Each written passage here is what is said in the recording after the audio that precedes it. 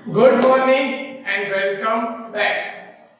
तो हम लोग पढ़ रहे हैं कंप्यूटर सब्जेक्ट और जिसमें अब हम आ गए हैं हमारे चैप्टर नंबर 4 के लास्ट लेक्चर में। मतलब कि आज हमारा चैप्टर नंबर 4 कंप्लीट हो जाएगा। उसी के साथ साथ आपका HTML भी यहाँ पे खत्म हो जाएगा, राइट। तो हमने प्रीवियस लेक्चर में जैसे मैंने कहा था, तो आई होप आप सब ने जिसके पास कंप्यूटर और लैपटॉप है उन्होंने प्रैक्टिस की होगी कि टेबल कैसे बनता है, राइट। जिसमें हमने टेबल के एट्रीब्यूट्स देखे थे। टेबल के एट्रीब्यूट्स हमें पता चले थे कि कौन से एट्रीब्यूट्स है, और मैंने कहा था कि हम इसके नेक्स्ट लेक्चर में TH और TD TR के जो एट्रीब्यूट्स है वो देखेंगे। और ये मैंने एक ही चैप्टर में, मतलब कि एक ही लेक्चर में इसलिए नहीं खत्म किया था क्योंकि ये बहुत ही इंपॉर्टेंट टॉपिक था, इसलिए मैंने ये भी कहा था कि इसको मैं 2 लेक्चर में डिवाइड करके ही सिखाऊंगा। ओके, तो बिना टाइम वेस्ट किए हम लोग चलते हैं हमारे लेक्चर की तरफ। तो हम लोग स्टार्ट करेंगे पेज नंबर 71 से। कहां से स्टार्ट करेंगे? पेज नंबर 71 से। ओके, तो हमारा पेज नंबर 71 और टोटल टैग है हमारे 37, जो आपको ऑलरेडी पता है। ओके, अब पेज नंबर 37 पे जो हम लोग स्टार्टअप कर रहे हैं, तो उसके पहले आप लोग देख लो पेज नंबर 70 पे। पेज नंबर 70 पे आप देखोगे तो वहां पे आपको एक टेबल दिया हुआ है जिसमें मंडे ट्यूसडे इन शॉर्ट क्या आपका टाइम टेबल बनाया हुआ है। आप लोग अपना टाइम टेबल अगर देखोगे तो वहां पे टाइम टेबल बनाया हुआ है और उसका एक आउटपुट आपको पेज नंबर 71 पे दिख रहा है। तो आपको ये जो प्रैक्टिस करनी हो तो भी आप कर सकते हो। मतलब कि आप क्या कर सकते हो कि एक टीआर के अंदर सारे डेज, एक टीडी टीआर के अंदर पहले lecture, second lecture, third lecture, वैसे करके आप पूरा बना सकते हो। देखो वहां पे बनाया हुआ है जो आपको वहां पे मिल जाएगा। अब जो मंडे से लेके सैटरडे तक ये सारा टीएच में लिया है। क्यों टीएच में लिया है? क्योंकि सारा का सारा क्या है, हेडिंग्स है, इसके लिए। ओके, तो अब हम इसके आगे बढ़ते हैं। हमें सीखने हैं एट्रीब्यूट जो टीएच और टीडी के अंदर सबसे ज्यादा यूज होने वाले हैं। ओके, और वही हम टीआर के अंदर भी यूज कर सकते हैं। अभी ऐसा नहीं है कि मैं अलाइन को टेबल के अंदर यूज करूंगा तो मैं अलाइन को टीआर के अंदर यूज नहीं कर सकता। अब मैंने मान लो कि टेबल के अंदर अलाइनमेंट यूज की है तो फिर पूरे टेबल में आ जाएगी अलाइनमेंट। मुझे स्पेसिफिक टीआर के अंदर यूज करने की जरूरत नहीं है। अगर मुझे स्पेसिफिक डिसाइड करनी है तो मैं स्पेसिफिक को टीआर के अंदर जिसमें मैंने डेज लिखे हैं, जैसे कि ये जो मंडे ट्यूसडे वेडनेसडे लिखे हैं, ये डेज वाले टीआर में मुझे अलाइन सेंटर देनी है, बाकी सब में मुझे लेफ्ट ही रहने देनी है, तो फिर मुझे स्पेसिफिक टीआर के अंदर देनी पड़ेगी। वो अपना कॉमन सेंस हमें लगाना है कि हमें कौन सा एट्रीब्यूट कहां यूज करना है। ओके, तो अब हम आ जाते हैं हमारे टीएच और टीडी के ऊपर जिसके अंदर एट्रीब्यूट्स कौन से आने वाले हैं। ओके, तो पेज नंबर 71 पे लिखे हुए हैं। मैं यहाँ पे फॉर एन एग्जांपल के लिए यहाँ पे टीडी लिख देता हूँ। तो सबसे पहला जो काम का एट्रीब्यूट है, अब वो सब आपको वहां पे दिख रहा है ABBR बराबर, उसका है provide appropriate version of the content of the cell. अब इसकी जरूरत है नहीं। ये क्या करता है कि इससे क्या कर सकते हैं हम लोग ABBR देने से कि जो टेबल है पर्टिकुलर, उस टेबल के अंदर जिस सेल के अंदर हम लोग ये यूज करेंगे तो वो क्या है, उस सेल के अंदर उसकी जो वैल्यू लिखी है उसकी सब वैल्यू दे सकता है। अब उसकी हमें कोई जरूरत नहीं है। वो कैसा होगा कि सपोज मैंने लिख दिया मंडे, लिख दिया एक टीडी के अंदर मैं लिखा मंडे, तो मंडे के ऊपर कर्सर ले जाऊंगा तो वहां पे उसकी क्या है, सर्टेन वैल्यू दिखेगी। अब हमें वैसी कोई जरूरत है नहीं, तो मैं इसको क्या कर रहा हूं, काउंट कर रहा नहीं।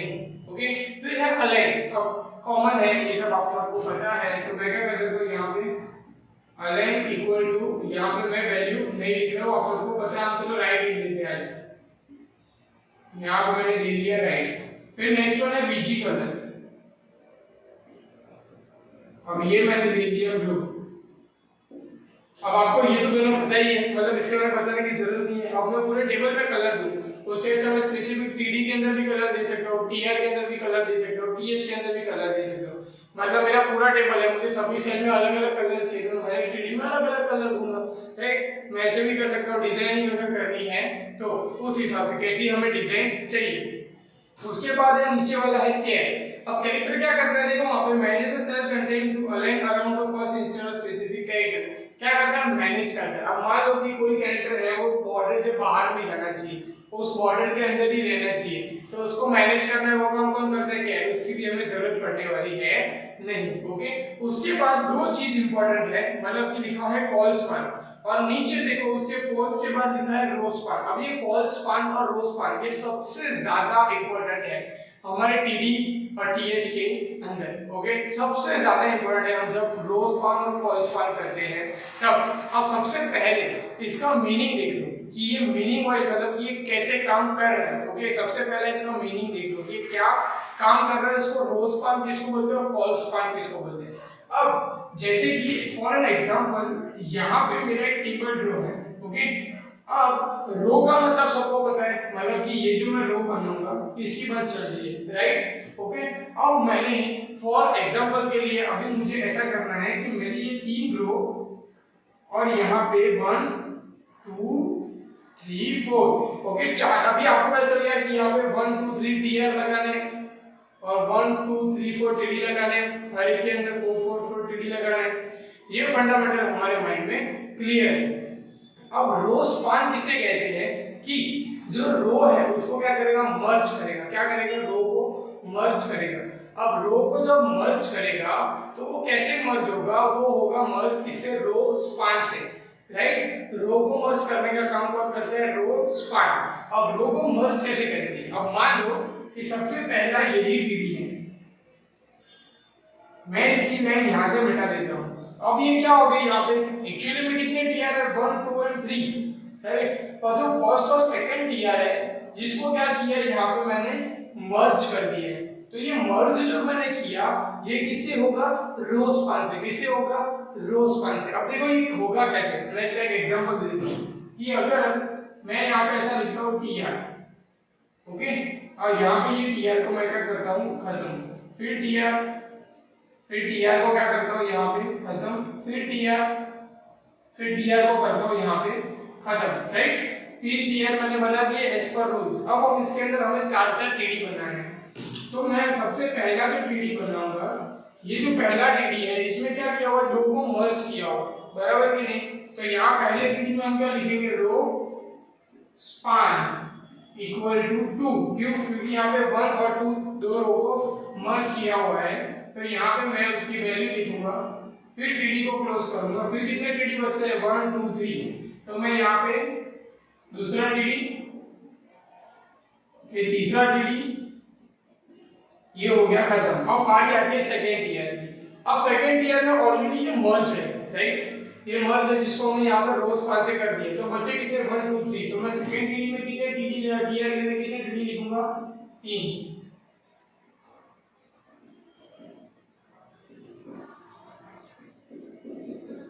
समझ आया, ओके। अब लास्ट में क्या है, 4 टीडी है, तो मैं यहाँ पे 4 टीडी जैसे है वैसे लिखूंगा।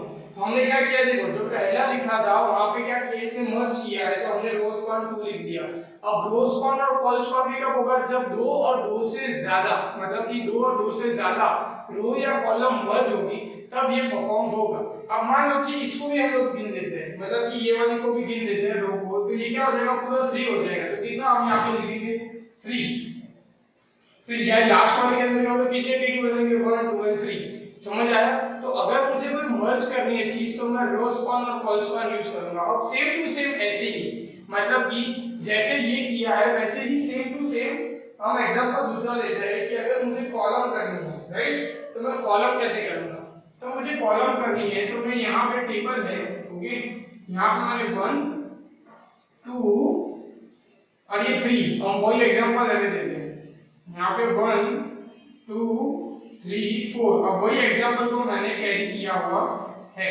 अब रो थी तो हम इसको निकाल रहे थे, अब जो कॉलम है तो हम किसको निकालेंगे, इसको निकालेंगे। अब मैंने क्या किया, यहाँ पे रो स्पान की जगह मुझे क्या करना है, सिर्फ कॉल स्पान। क्या करना है, कॉल स्पान। अब कॉल स्पान इक्वल टू कितना लिखा, 3। तो 1 2 और 3 ये तीनों आ गए। फिर कितने टीडी बचे, 1। तो हम बाकी का जो एक टीडी है वो लिखेंगे। फिर नीचे कितने टीडी है, 1 2 3 4। तो यहाँ कितने लिखेंगे, 4 टीडी। नीचे कितने 1 2 3 4, कितने लिखेंगे, 4 टीडी। मतलब कि जिस भी रो के अंदर कॉल स्पान होगा इसमें कितने कट हुए, तो 3। ये 1 2 3 तीनों को मर्ज कर दिया तो 3। फिर टीडी जो बचता है एक वाला वो लिखना, नहीं बचता है तो नहीं लिखना है, सिंपल। तो row span and col span बहुत ही इंपॉर्टेंट है, ये आपको आने ही चाहिए anyhow, right. Row span and col span आने ही चाहिए। उसके ऊपर से डिजाइन बन के आपको तरह तरीके के अलग अलग क्वेश्चन आ सकते हैं।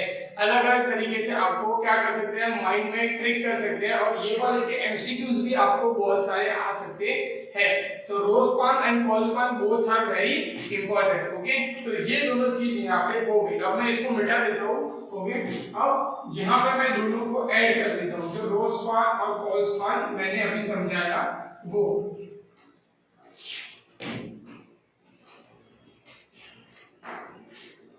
अब यहां पे मैं कर रहा हूं रो स्पान इक्वल टू 2, ये ऐसे लिख रहा हूं ना अभी, और col span equal to 2। Okay, तो रो स्पान हो गया, कॉल स्पान हो गया, ये दोनों भी हो गए। फिर आता है हेडर। हेडर क्या करता है कि जो सेल है उसकी हेडिंग दे सकता है, पर उसकी भी हमें जरूरत नहीं। फिर हाइट एंड विड्थ, ये बहुत इंपॉर्टेंट है। ओके, अब पर्टिकुलर कोई सेल है, अब मेरा ये टेबल है, अब ये टेबल के अंदर मुझे पर्टिकुलर को ये बीच वाला है, इसकी हाइट एंड विड्थ बड़ी करनी है इसकी, तो मैं क्या कर सकता हूँ, उस टीडी के अंदर उसकी हाइट एंड विड्थ सेट कर सकता हूँ, जिससे वो क्या दिखेगा, बड़ा। जैसे हमने टेबल में किया था सेम टू सेम वैसे हम जितनी हाइट और विड्थ देंगे उतना टेबल का वो बड़ा हो जाएगा, राइट। तो ये हाइट एंड विड्थ हो गया। ओके, उसके बाद है वी अलाइन, मतलब कि वर्टिकल अलाइनमेंट। वर्टिकल अलाइनमेंट मतलब कि अलाइनमेंट में जो स्पेस है वो देंगे, तो we align. Okay, we align के अंदर हम लोग वैल्यू क्या लिखेंगे, वहां पे specific alignment of the cell, मतलब कि वी अलाइन के अंदर हम लोग स्पेसिफिक अलाइनमेंट लिख सकते हैं कि हमें कौन सी चाहिए, लेफ्ट चाहिए, राइट चाहिए या मिडिल, मतलब कि सेंटर चाहिए, हमें जो चाहिए वो वहां पे हम लोग लिख सकते हैं, राइट। यहाँ पे मैं राइट लिख देता हूँ इधर भी।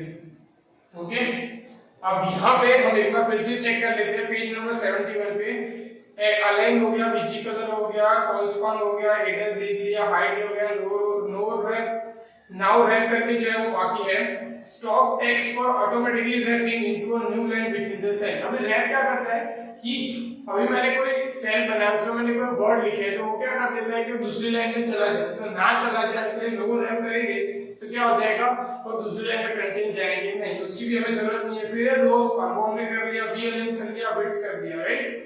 तो ये जो है ये सारे के सारे इंपॉर्टेंट एट्रिब्यूट्स हैं। कितने हो गए वापस से 7 to 7, जितने टेबल में थे उतने ही यहाँ पे भी एट्रिब्यूट है। ये आपको याद रखने हैं, बहुत सारे जो कॉमन है, align colour, align BG colour, height, width, ये सब तो कॉमन ही है। उसमें बॉर्डर था, इसमें रो स्पान एंड कॉल स्पान है जो नया है और जो आपको सीखने लायक है, ये आपको आना चाहिए। ओके, अब हम पीछे आ जाते हैं। इसके अंदर देखो क्या कर रहे हैं कि एडिंग, मतलब इसके अंदर टेबल को हम लोग बनाना चाहते हैं। तो देखो पेज नंबर 72 पे कोड लिखा है जिसमें फॉन्ट कलर दिया हुआ है ब्राउन और लिखा है this is the time table, this is the time table के लिए वहां पे फॉन्ट कलर और एचओएम के अंदर उन्होंने यूज किया हुआ है। तो वैसे हम लोग ऊपर हेडिंग डाल के मतलब कुछ सजा के हम लोग कुछ कर सकते हैं, राइट। उसके बाद पीछे देखो, ये थोड़ा इंटरेस्टिंग है, मतलब कि ये वाला जो बनाया है इन्होंने क्या किया है, इन्होंने ये देखो पेज नंबर 74 पे देखो कॉन्फ्रेंस एक्टिविटी करके उन्होंने जो टेबल बनाया, देखो वहां पे मॉर्निंग, आफ्टरनून, डे 1, डे 2, उसके बाद अभी वो टेबल दिखोगे उसमें आपको मॉर्निंग, आफ्टरनून, फिर डे 1, फिर डे 2, मतलब कि 3 टीआर दिख रहे हैं। पर जो लास्ट वाली लाइन है उसमें इनर टेबल, टेबल के अंदर भी टेबल बनाया है, तो वो इंपॉर्टेंट है, मतलब तो देखना कि टेबल के अंदर भी टेबल बनता है तो कैसे बनता है। तो क्या करना है, देखो सबसे पहले तो जो उन्होंने बनाया है कॉन्फ्रेंस एक्टिविटी, पेज नंबर 73 पे देखो उन्होंने किया है कॉन्फ्रेंस एक्टिविटी 7 ले लिया एच1 में। फिर उन्होंने क्या किया, टेबल बॉर्डर के अंदर टेबल बनाना चालू कर दिया, जैसे मॉर्निंग और आफ्टरनून दोनों उन्होंने क्या किया, टेबल हेडिंग में ले लिए। फिर उसमें क्या उन्होंने क्या किया, डे 1 तो उसको भी टीएच में ले लिया। फिर टीडी के अंदर उन्होंने क्या लिखा है, जो इंट्रोगेशन और की नोट्स बराबर ये दोनों लिख दिए। उसके बाद डे 2, उसके बाद पेपर प्रेजेंटेशन, ये हो गया। अब उसके बाद वाली जो टीडी है, मतलब इसके बाद वाली लास्ट वाली जो टीडी है उसके अंदर उन्होंने टेबल बनाया है। क्या किया, उसके अंदर उन्होंने टेबल बनाया है इनर टेबल करके, और उसके अंदर फिर से उन्होंने 2 कॉलम और 2 रो करके उन्होंने क्या किया है, टेबल जनरेट किया है। और वही टीडी को फिर लास्ट में आप देख सकते हो टेबल के बाद बंद किया है, तो वो वाला क्या है, टेबल उसके अंदर आ जाएगा। अगर मैं ऐसा करूं कि मैंने यहाँ पे ये टीडी स्टार्ट करूं और टीडी को यहाँ पे खत्म करूं एग्जांपल के लिए, और उसके अंदर मैं अगर टेबल जनरेट करूं, उसके अंदर मैंने टेबल बनाया, ओके, ये टेबल को उसके अंदर बनाया तो ये है पर्टिकुलर एक बॉक्स के अंदर टेबल बन जाएगा और वो बॉक्स के अंदर बन जाएगा तो कैसा लगेगा जो इनर टेबल में आपको वहां पे दिख रहा है। ओके, फिर आप और एक चीज ट्राई कर सकते हो जो बहुत अच्छी है, वहां पे स्टार रेस्टोरेंट का एक एग्जांपल दिया हुआ है, बहुत ही अच्छे से इन्होंने सजाया है, आप भी उसको प्रैक्टिस करके उसको सजा सकते हो। हर एक को अलग कलर दिया है, किसी को बोल्ड किया है, आइटम लिखा है, प्राइस लिखा है, स्टार्टर करके हेडिंग दिया हुआ है, उसको कॉलम करके कॉलस्पन करके उसको मर्ज किया हुआ है, देखो आप सारी चीजें, और उसका पूरा कोड पेज नंबर 75 76 पे किया हुआ है। तो आप ये ट्राई कर सकते हो, राइट, मतलब कि ये आप कर सकते हो जिससे आपको थोड़ा आइडिया भी आएगा। ओके, और इसका प्रैक्टिकल हो सके तो मैं भी कराऊंगा कि ये कैसे किया हुआ है। ओके, तो ये आपको थोड़ा करने में अच्छा लगेगा और ये आप ट्राई कर सकते हो, मतलब कि आप करोगे तो आपको थोड़ा और आइडिया अच्छे से आएगा कि भाई हम कैसे टेबल बनाएंगे, कॉलस्पन रोस्पन का यूज करके हम लोग कैसे करेंगे। ओके, तो ये हो गई हमारी यहाँ पे टेबल की बात, जिसके अंदर हमने टेबल देखा, टीआर देखा, टीएच देखा, टीडी देखा, सारे के सारे टैग के बाद हमने उसके एट्रीब्यूट भी देख लिए। तो ये हो गया हमारा यहाँ पे चैप्टर फिनिश। पर उसके पहले एक चीज है जो यहाँ पे टेबल के जो मतलब कि चैप्टर के अंदर मेंशन नहीं की है, मतलब कि हेडिंग में मेंशन नहीं की है, लिस्ट एंड टेबल्स दिया है, पर एक चीज जो सबसे इंपॉर्टेंट भी है और सबसे लास्ट में आती है इन एचटीएमएल। जब भी हम एचटीएमएल रेगुलर भी सीखते हैं तो ये वाली जो चीज है ये सबसे लास्ट में काउंट होती है, मतलब ये वाली चीज कब आती है, सबसे लास्ट में, जिसका नाम है फ्रेम्स। क्या है? फ्रेम्स। अब फ्रेम्स क्या होती है और कैसे काम करती है ये मैं आपको बताता हूँ, पर अगर आपको उसके पहले ये लिखना है तो आप लिख सकते हो। बुक के अंदर भी ये चीज है, पेज नंबर 71 जहाँ से हमने चालू किया है, और इसमें से जो इम्पोर्टेंट है ये आपको अगर लिखना है तो आप लिख लो। मैं 1 मिनट के लिए आप सबके लिए रुक जाता हूँ, उसके बाद हम आगे फ्रेम देखेंगे, फिर हमारा चैप्टर यहाँ पे फिनिश होगा। ओके,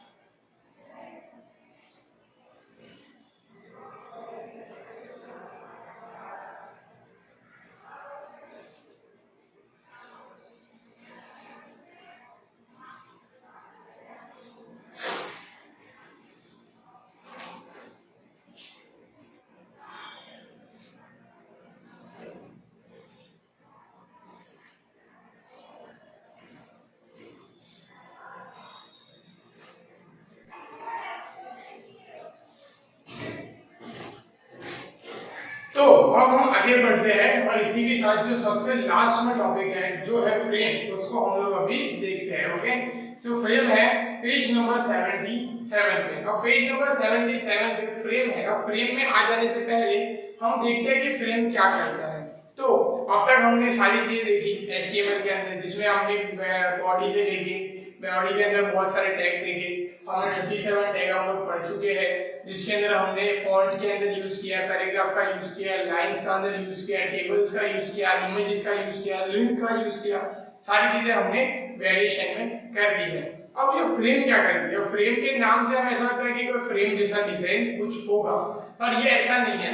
फ्रेम क्या करता है? फ्रेम हमें अलाउ करता है कि हमारे एक ही वेब पेज के अंदर हम मल्टीपल वेब पेजेस ऐड कर सकते हैं। क्या कर सकते हैं? एक ही वेब पेज के अंदर हम मल्टीपल वेब पेजेस ऐड कर सकते हैं। अब ये एक पेज के अंदर मल्टीपल वेब पेज कैसे होंगे तो मैं आपको बता दूं। फॉर एग्जांपल के लिए ऐसा मान लेते हैं कि मैंने एक वेब पेज बनाया जिसमें लिखा है हेलो, इसको मैंने नाम दिया है 1.html,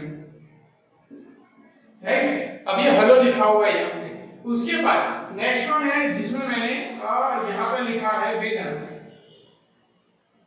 इसको मैंने किया है 2.html से। थर्ड वन है, इसमें यहाँ पे मैंने लिखा है स्कूल और इसको मैंने किया है 3.html।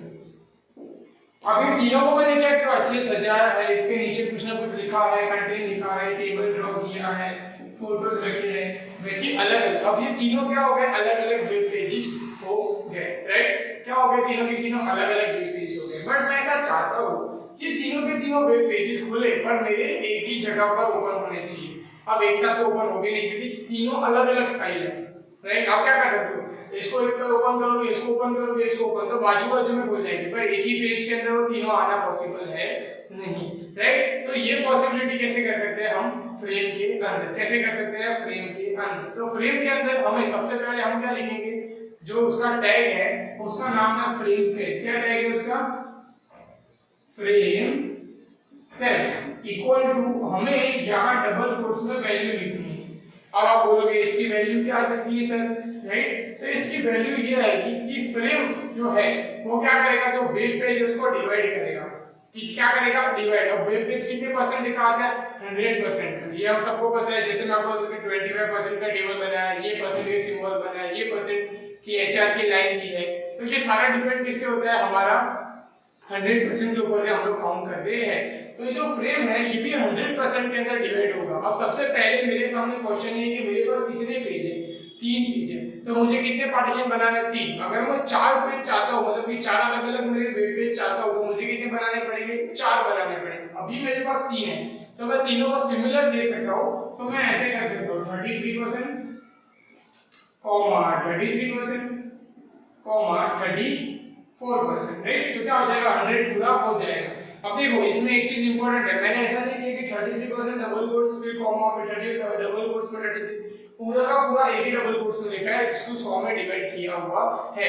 अगर मैं यहाँ ऐसा करूँ जल्दी से कि यहाँ 33% की जगह मैं यहाँ 10% कर दूं, तो 100 पूरा नहीं होगा, तो पार्टीशन होगा नहीं, बराबर। जिसमें पार्टीशन बड़ा है वही होगा, छोटे वाले का पार्टीशन होगा नहीं, राइट। तो हमें क्या एग्जैक्ट 100 ही लिखने हैं और 100% ही कंप्लीट करने हैं, ओके। अब ये फ्रेम सेट को चालू किया, एक बार फ्रेम सेट को हम क्या कर देंगे, यहाँ से बंद कर देंगे। क्या कर देंगे, बंद कर देंगे। इसके बीच में हमको फ्रेम्स बनानी है जिसके अंदर हम ये वेब पेज को सेट कर सकते हैं।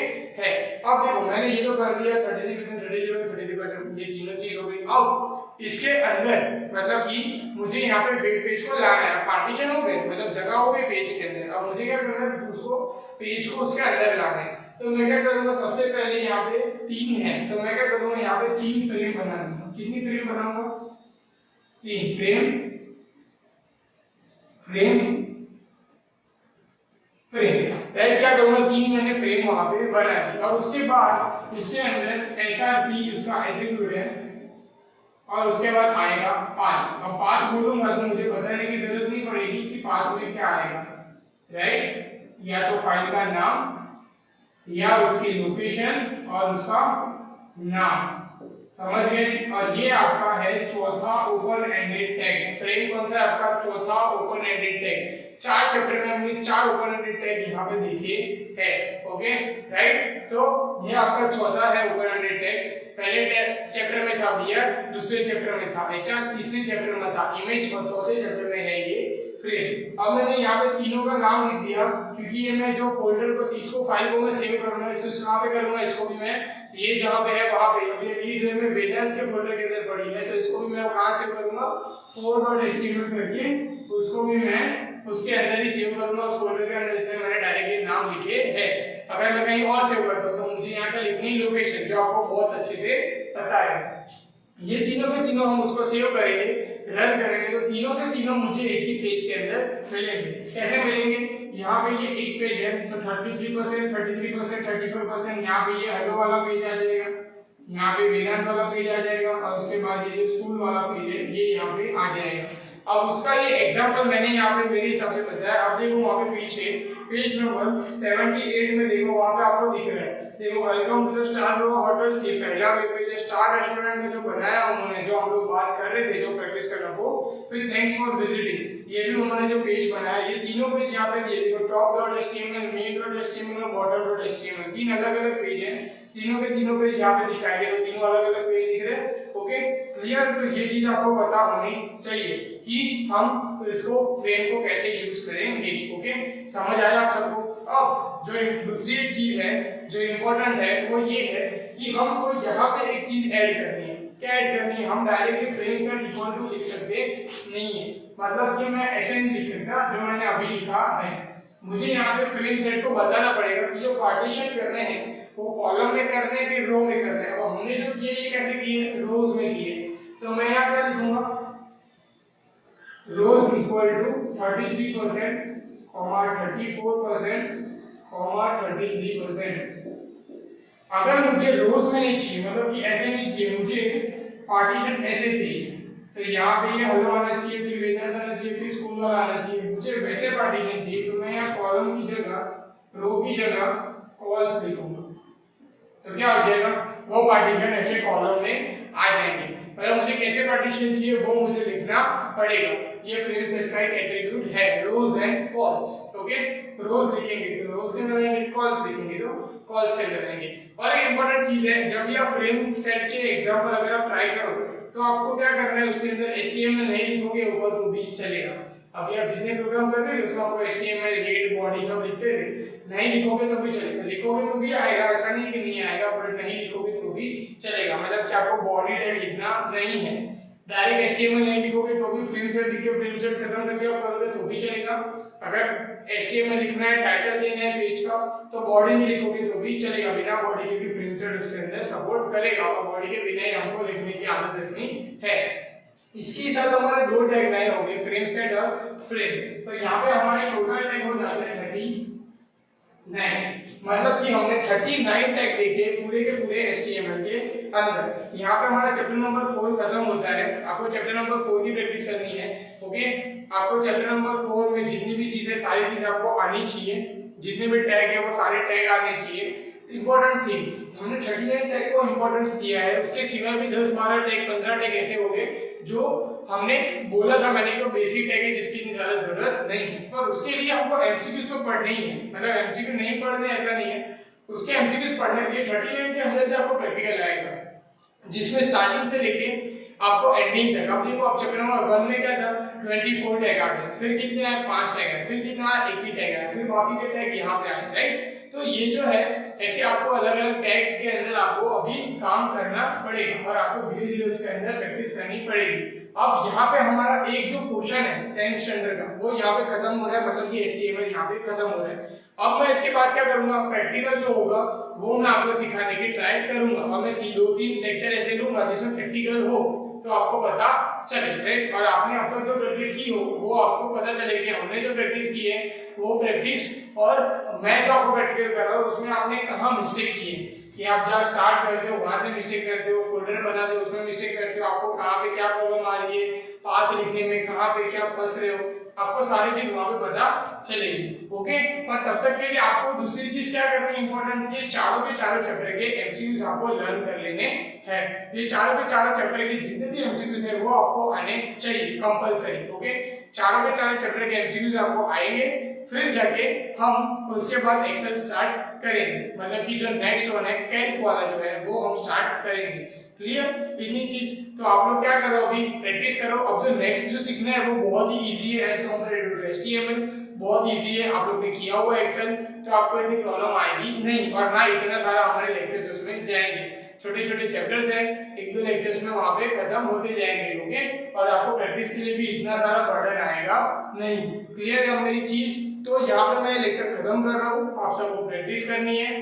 तब तक के लिए हम मिलते हैं नेक्स्ट लेक्चर में। Good bye.